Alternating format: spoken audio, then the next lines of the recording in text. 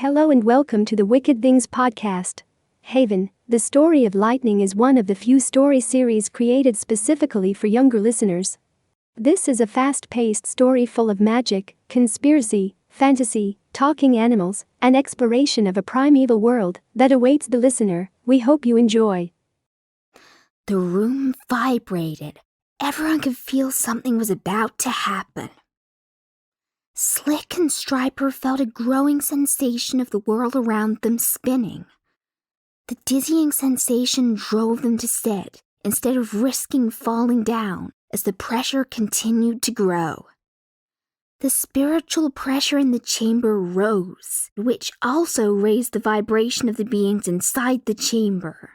Lightning focused on guiding the spiritual magic to flow into his horn and out of him, creating a circuit with the crystals of the chamber. He heard a soft voice calling out to him as his vibration continued to rise. First, I want you to envision a long earthen tunnel. Next, I want you to walk down the tunnel. At the end of the tunnel, you see 5 steps leading you down deeper into the tunnel. Keeper's voice carried his many years of experience. I want you to move down the steps, but at each step I want you to take in and release a deep, cleansing breath. With each breath, I want you to relax deeper. Count down the steps with me. His voice continued to inspire confidence in his pupil. Inhale and exhale. 5. Relaxing your feet as they become heavy. Inhale and exhale. 4. Relaxing your legs as they become heavy. Inhale and exhale.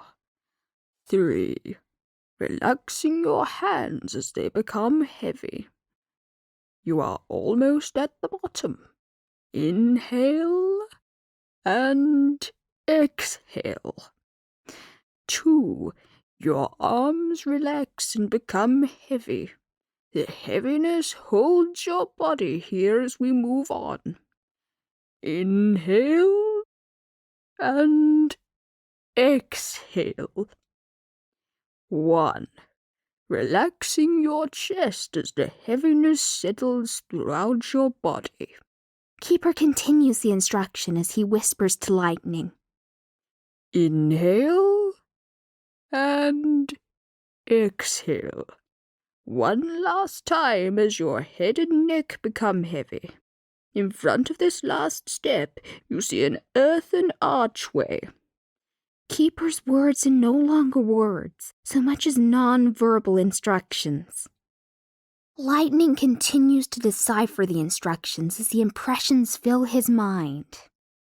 Step through the archway onto a long, sandy shoreline. The waves of a limitless ocean of consciousness ebb and flow onto the beach. When I look to my left down the beach, I see another archway, and I know this is the tunnel that would take me into my future. He continues to focus on the impressions making their way into his consciousness. When I look to my right down the beach, I see another archway, and I know this is the tunnel that will take me into my past.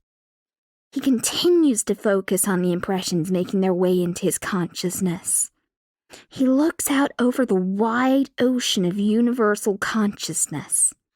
He knows, should he need answers to anything above or below, that by wading in, then sending the question out as a thought, the universe will answer his question. Even if he does not like the response, it will come to him here with truth and love. He stood on the beach, feeling the loving, golden rays of the Creator on his face and body.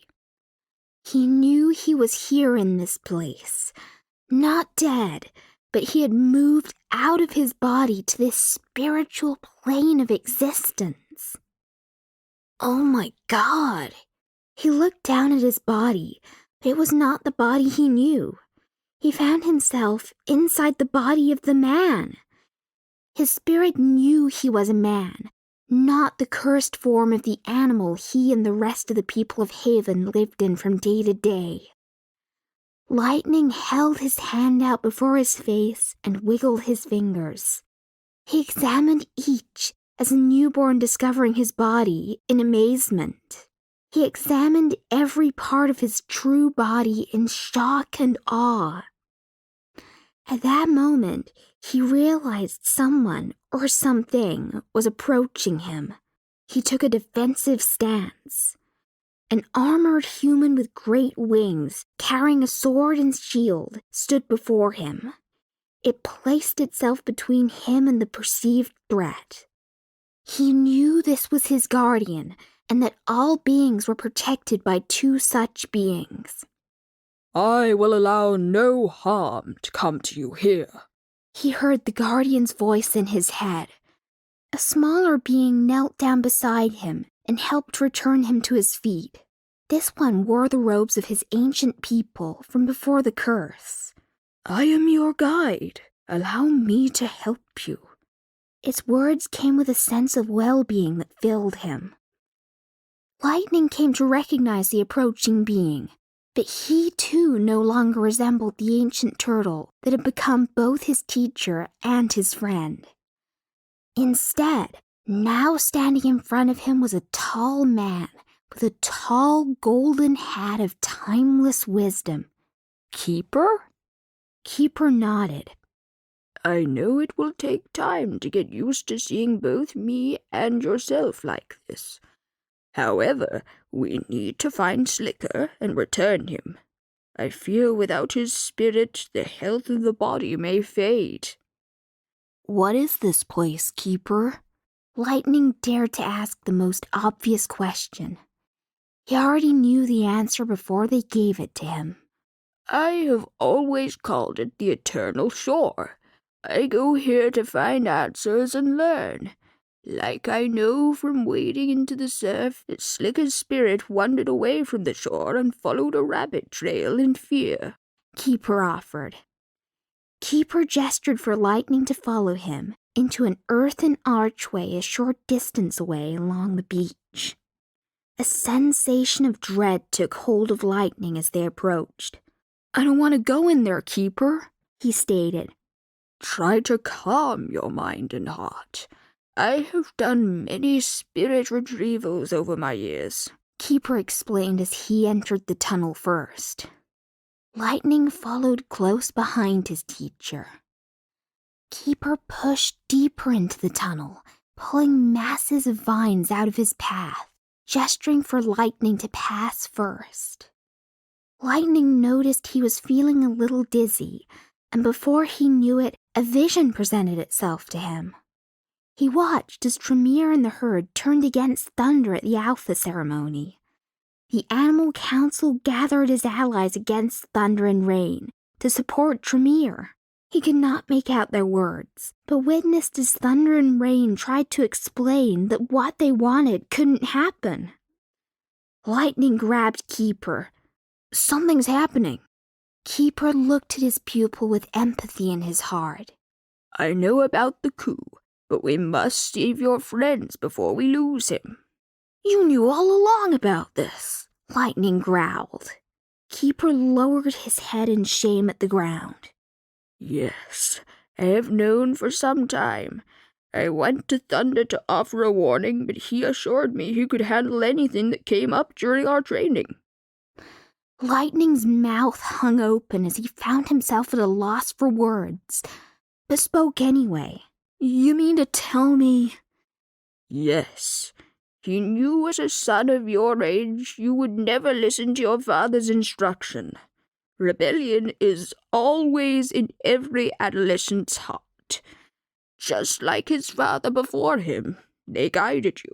Keeper explained, to Lightning's surprise. The tunnel's end opened into a great wide green valley, surrounded by snow-covered peaks. A green and brown wall of titanic trees encircled the valley.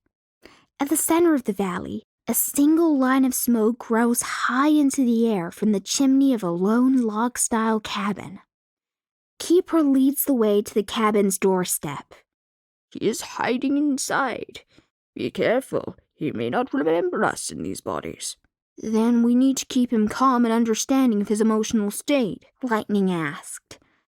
Keeper smiled, knowing his pupil was developing his trust of his instincts.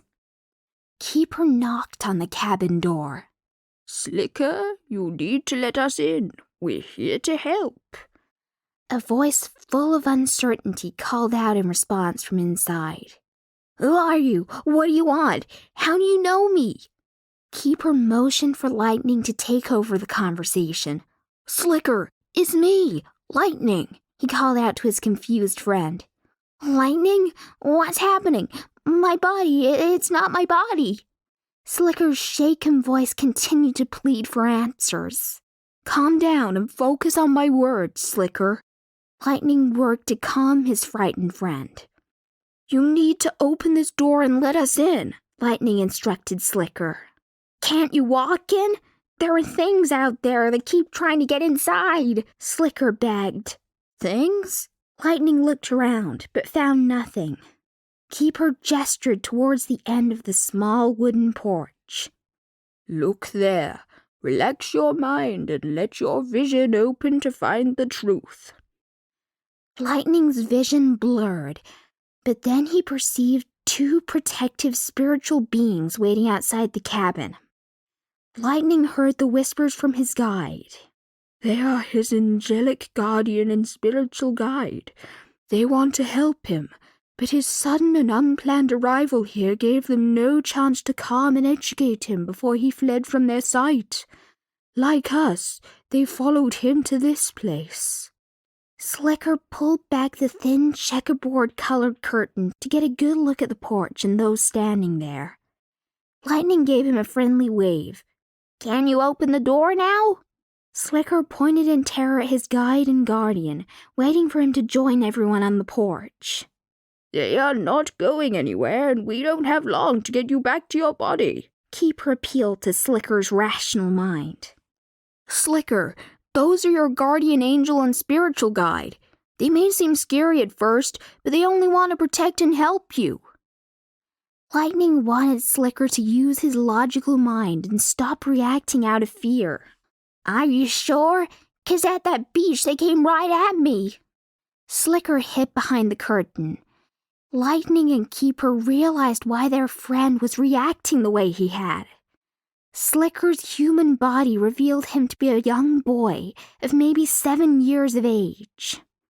Slicker cloaked himself in a white cotton bedsheet he discovered inside the cabin. His hair was long and dark, which drew attention to his very attentive hazel eyes. His skin was bronze and his body athletic. What happened, Lightning? Lightning closed his eye and pinched the bridge of his nose to curb the growing pressure of irritation. This is your spiritual body. It represents the true form of your soul, rather than your cursed animal form. Cursed? Slicker questioned. We don't have time for this. Every second we delay here, his physical body grows weaker. Keeper reminded his companions. I'm gonna die? Again? Slicker asked. Keeper sighed. We need to hurry now. The pressure building behind Lightning's eyes continued to grow. The sensation drove him to his knees as piercing lances of pain ripped through his head. Lightning screamed as the pain painted a vision of Shadow, stomping on Thunder's horn, shattering it. Shadow recited primeval words of power, drawing the power of the Alpha Mantle into himself. Rain rushed to Thunder's defense. She was attacked and knocked prone by Shadow's wolf soldiers as other wolves corralled the rest of the herd. They forced the herd to watch as Shadow took what he felt should have been his all along. Lightning opened his eyes to see Keeper and Slicker above him. You okay? Slicker asked the obvious question. Keeper shook his head in disbelief and helped Lightning back to his feet. No time to explain what it was all about. Let's go. Slicker walked to the end of the porch, near her spiritual guide and guardian angel. He smiled and nodded. "I'm sorry, I didn't know." Slicker spoke aloud to the pair of protectors. Slicker joined Keeper and Lightning to start the journey back to find his body. The three made their way from the cabin and through the tunnel to the eternal shore. Slicker looked up at his adult-bodied friends. "How do I find my body?" Keeper looked at Lightning as he struggled to remain on his feet, as the lances of pain built behind his eyes again. "Calm your mind and listen to your heart. Listen for the voices of Slick and Striper. They are calling to you. Follow their words to your tunnel back to your body," Keeper instructed Slicker. Keeper turned to face his pupil. "I will help you get back to your tunnel." Keeper worked hard to keep Lightning standing and moving. "I can hear them!" Slicker yelled and rushed down the shore. His guide and guardian joined Slicker at the entrance to his tunnel. "Follow their words. All you have to do is lay back down inside, and you will then wake up in your body," Keeper continued instruction. Keeper helped Lightning inside the tunnel that would lead him back to his body. "Just like I told Slicker. When you find your body, settle back into it. I will be there. I have something I need to do here before I come back." Lightning tried to smile, but the pain was building to an unbearable intensity. He entered the tunnel and clawed his way back to his body at the top of the stairs beyond the hallway. He struggled as the visions replayed again and again in his head. Wasn't that terrific? I can hardly wait for the next episode. This is the Wicked Things podcast signing off. Until next time, goodbye.